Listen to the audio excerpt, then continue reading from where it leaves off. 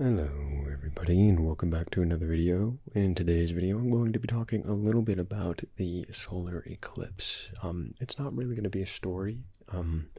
I tried to find creepypastas or SCPs related to the solar eclipse, and for the life of me I could not do it. I briefly considered making one of my own, but considering how far past the eclipse it's already been, I didn't really see the point in that. I wanted to break a little bit away from doing my traditional videos, and of course I'm probably going to lose some viewership with that, but I don't mind. I do plan on doing more stories. That's going to be the staple of my channel for a while, maybe forever, but I'm finding it difficult to create videos. Life is complicated, especially after you've graduated, though it was fairly complicated when I graduated too, or before I graduated. So to any of you who are in high school, middle school, college, I understand, and you can do it. It is tough, but you can do it, and you will make it to the other end. I will not guarantee that you'll know anything more when you get to the other side, because I'm still trying to figure out what I'm doing, but I just figured it'd be fun to discuss a little bit about something else for today. So, I wanted to talk about my experience going to see the solar eclipse. Now, if anyone is actually listening to this video and you want to share any experiences you had, feel free to do so in the comments.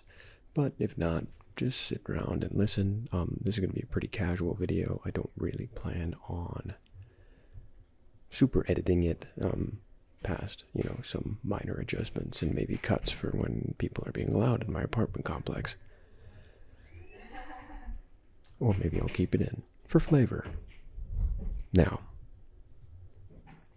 I went to go see the solar eclipse. It wasn't actually my initial plan for April 8th, 2024, but I did go see it. I ended up going out quite a ways to get to Erie. I have some family there that I was visiting, and it'd been a while since I'd seen them, and we figured, why not pair it with the solar eclipse?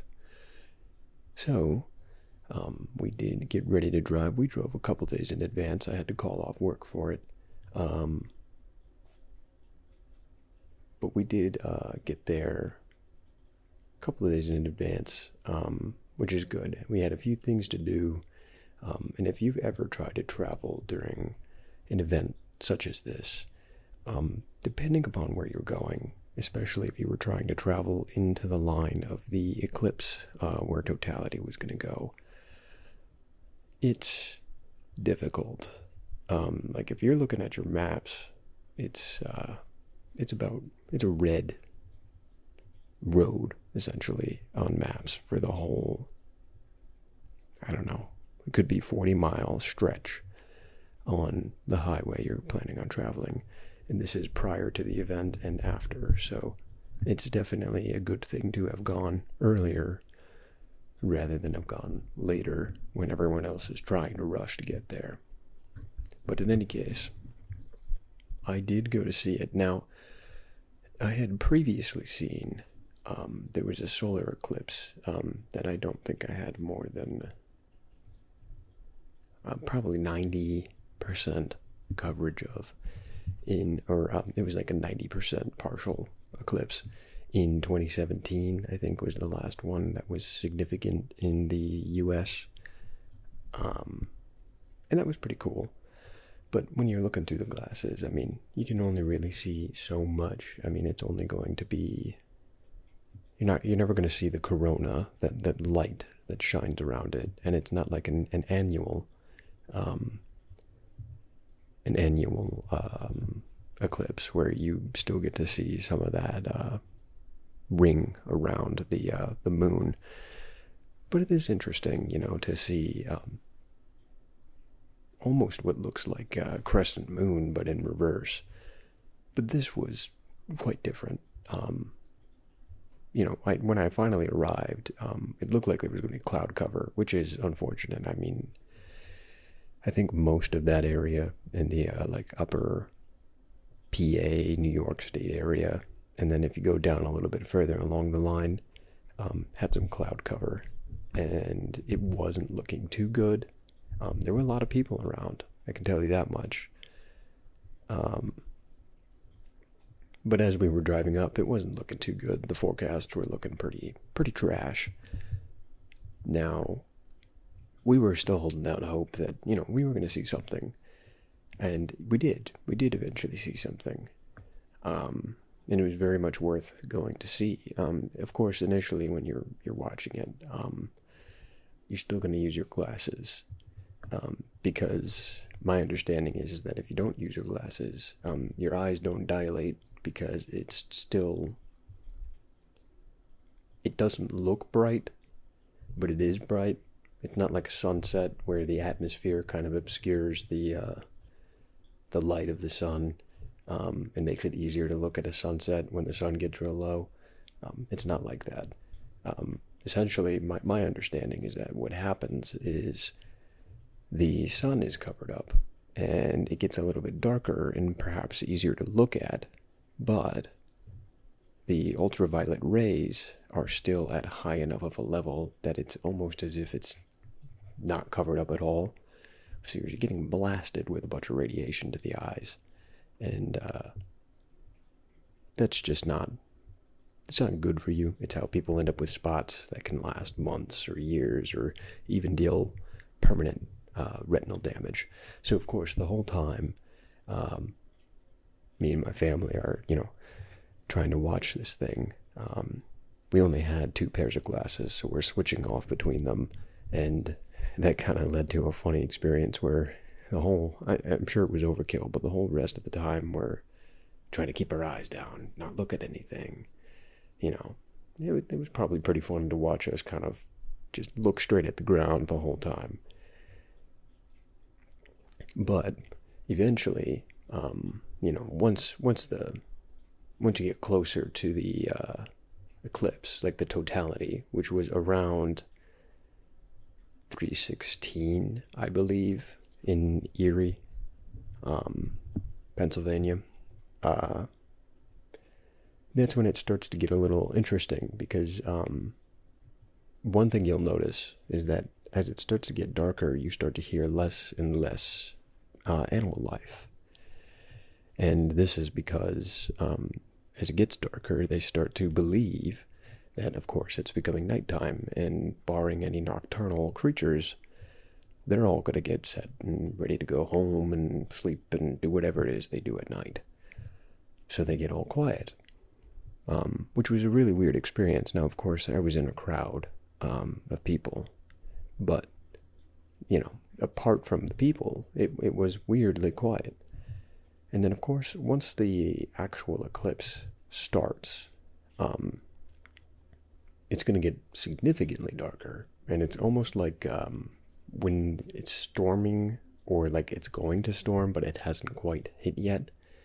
And the entire planet is just kind of cast in this green hue.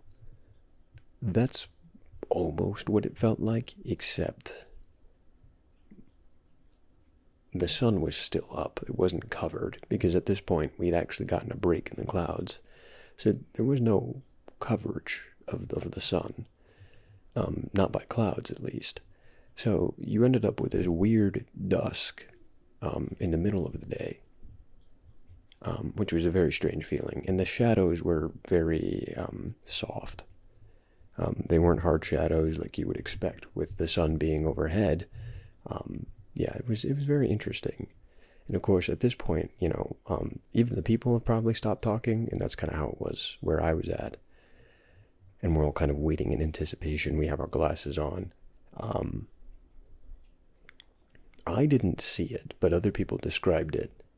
There's a diamond ring, which essentially, I guess if you wanted to explain it without looking it up, looks like almost like a lens flare coming out from behind the I think a better description almost might be if astigmatism in the eye, where everything starts to have these rays of light coming out from it. There's like a rainbow set of lights, like almost like smeared glass when you put it up to a light and you look and you see all those beams coming out of a source of light, that you would see come out of the corner of the sun as it was getting covered up. And this would proceed right before totality began, and then it would come back right as totality was ending. And I didn't see that at the beginning, and I'm not sure if I really saw it at the end. I think I was still kind of in awe, so I wasn't really paying that much attention at that point. But other people described seeing something like that. And if you look it up online, there's a couple of videos where you can see it. It is pretty cool. It's a pretty interesting phenomenon. Now, when it hits totality, it goes dark in a matter of seconds. It's not pitch black, but it's definitely, it's like the last hours, not even last minutes of the sun being up just before it sets. That was very interesting.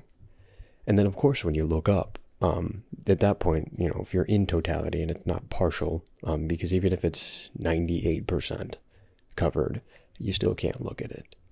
But in totality, where the moon completely covers the sun's disk, and then you can only see the corona, that's something very interesting to look at. And I think, ideally, in this video, I have a representation of that I've made in After Effects.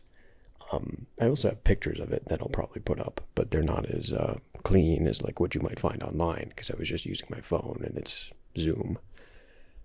But that was super interesting. I don't think I've ever seen anything like it. Where I live, astronomical phenomenon tend to never be really visible, simply on account of the fact that it's always cloudy.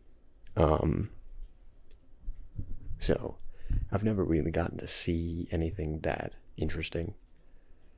You know, no comet showers, no northern lights, nothing like that. Even the last solar eclipse we'd had in 2017, we didn't get a lot of clearance for. But this, it was like literally the clouds just parted right as the totality was happening. And I don't know, there may have been clouds there, but you couldn't see them. That was super interesting to be looking at. I don't know if it's something my brain can actually like remember properly. Because when it's happening, I mean, if it's like the first time you've really seen an event like this, at least in my case, my brain wasn't even processing it. It was like recording a video, but with no SD card. Like, I do remember certain instances, but I just can't replay that in my mind, which is interesting, because I think for other people it might be a fixed image that they'll always have, that they'll always remember. I have a few fleeting moments in my mind, and of course, I'm trying to record at the same time, so that probably impacts it, but it was super cool. There's not a lot of things that happen in life that are like visual spectacles that make me actually like almost giddy, like excited. That definitely did. Because there came a point where you were looking at it, because the totality would go on for, it was 3:16 to 3:20. And when it hits peak at 3:18, it's just not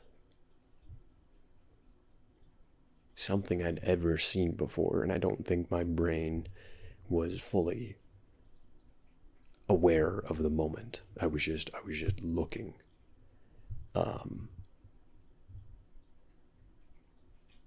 a lot of people were cheering and a lot of people were laughing. I think a lot of people had a similar response to it. It was honestly pretty cool, and I'm super glad that I had the opportunity to see it. Now, for those of you who didn't, I don't know, I mean, personally, this is my personal opinion, I wouldn't feel too down about it. It's cool, but it's not life-shattering, like a life-altering, I mean. Unless you're super interested in astronomical events, you can look up renditions of it on the internet, and they do a decent job at showing you what it looked like. But it is different in person. Like, it really makes you wonder, like, you know, anytime you've seen media represent an eclipse, and it's like, you know, a battle or something, an eclipse hits, and that's the, like, pinnacle of the battle, or that's when the omen, you know, oh, this person will lose because the eclipse came up. Like,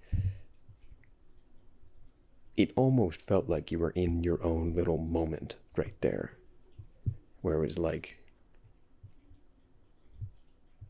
some sort of major plot point should be occurring. And of course, you know, we're not fighting each other and all that, but, well, maybe on the road to get there and the road back, but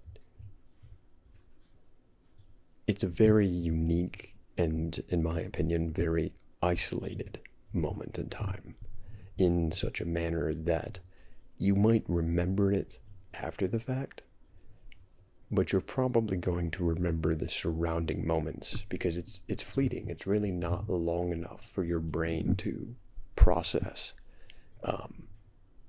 what exactly it just saw. I remember the last, like, 5 minutes after it, I spent a lot of time just, like, fighting the urge to look back up because I wanted it to still be there, because I think I'd finally gotten past the point where my brain was still kind of reeling from just looking up and seeing that, and I wanted to see more, with the ability to basically just focus purely on looking at it. I probably lost out on a good 10 seconds of it, just because I looked away. I didn't really want to get blinded when it, you know, started to, the moon started to go across the sun again. I did look up for an instant right as it started to leave, and I think that's when I saw the diamond rings. And you also get that really bright flare coming out from the corner as it starts to open back up to like 99% or 98% coverage or whatever. And that's the part that sticks in my brain. I also do remember that there were, I actually don't know what it's called. I think they're called prominence.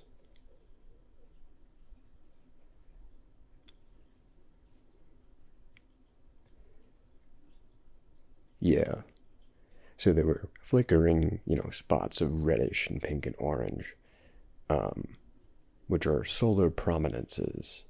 And you could see those coming off the edges of the solar eclipse. Now imagine it's almost like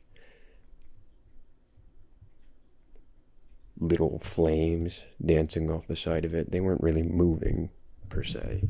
And I mean, they were obviously, but at the distance we were at, we, you know, obviously can't see it from Earth. But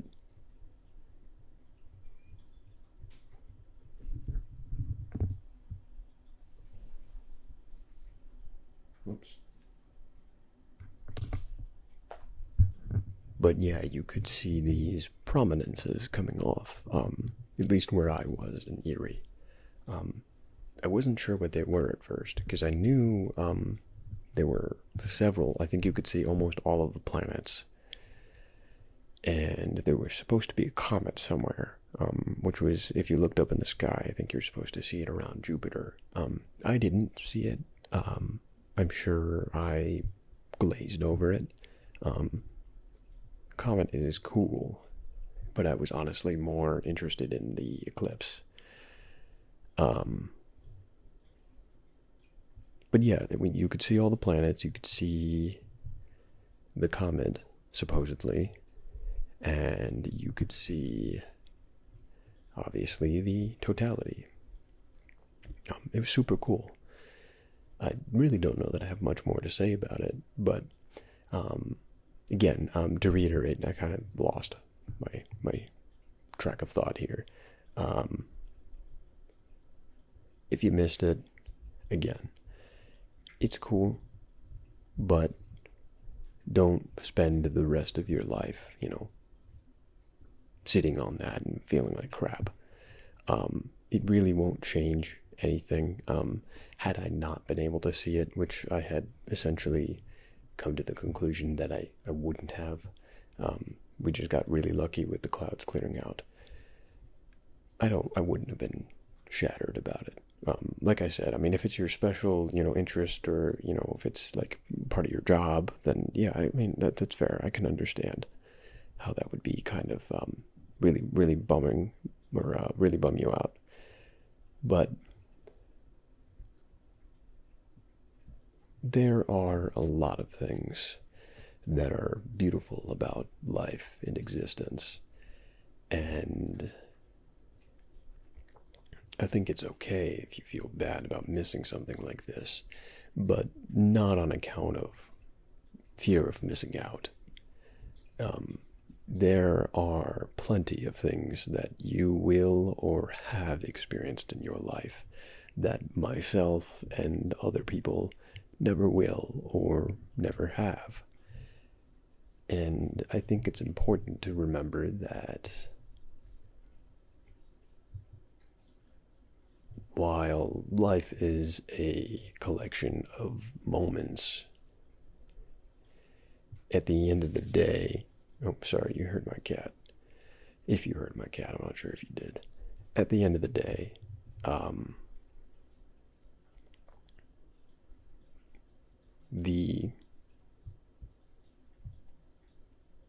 suppose, picture book, if I'm going to continue with that, of moments, is what matters at the end.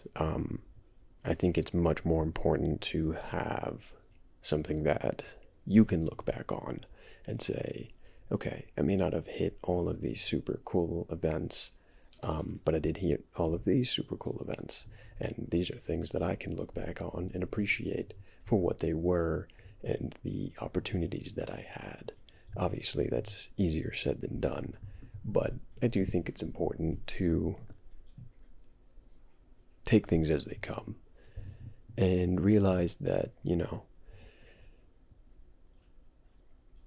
every moment that happens, big or small, is just one more paint stroke on the canvas that is your life. And even the opportunities you missed, the dead space in that painting, contribute to the larger image, and that who you are and the life you lead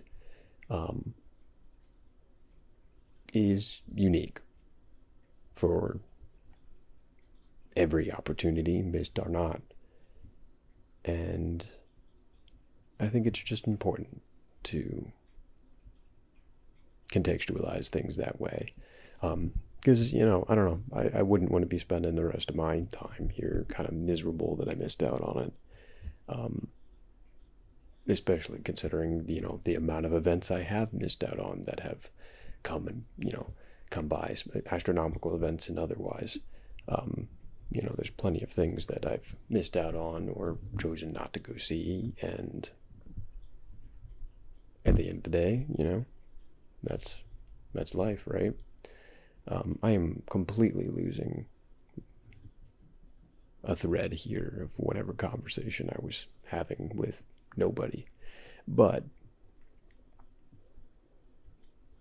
in any case, I do know, supposedly in the U.S., the next one that's going to hit the U.S. is going to be in 2044. So, if you really were bummed out about missing it, I suppose that's the next one to try to hit. I don't know if it's going to be super accessible like this one was, but it's probably worth a shot. I don't know if I'm going to do more or not. This was just a really weird ramble video. This might be the only one I've uploaded. I may not even upload this. I don't know. I have made several ramble videos, and usually I don't do anything with them.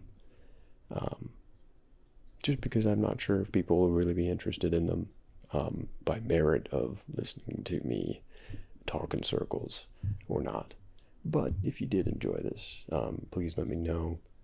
And if you didn't, well, hopefully you're not still watching at this point. You really didn't have to, just for my sake. But, thank you for listening. And I hope you've had a good however long. And I will hopefully be uploading some more stuff soon. I have this stupid idea of doing a facts video where I make up random facts about the eclipse that aren't actually real, which may come out tomorrow or blah, who knows. It may never come out. But past that, I do have a few stories that I read recently that I'm trying to polish up and hopefully ship out to the channel soon. But in any case, thanks for listening, and have a good day, night, or whatever time of day / I don't even know how you would say that, but whatever time of whatever it is that you're listening to this. Of course, thank you for humoring my desolate ambitions, and I'll see you in the next video. Bye-bye.